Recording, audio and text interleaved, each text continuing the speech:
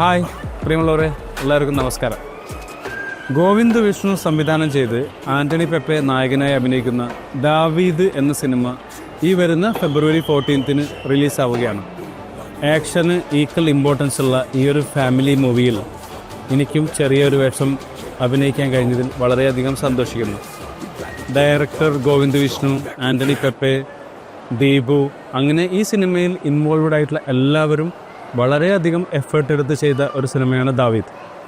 So നിങ്ങളെല്ലാവരും ഈ cinema തിയേറ്ററിൽ തന്നെ പോയി കാണണമെന്നും വിജയിപ്പിക്കണമെന്നും അഭ്യർത്ഥിക്കുന്നു. Thank you so much in advance.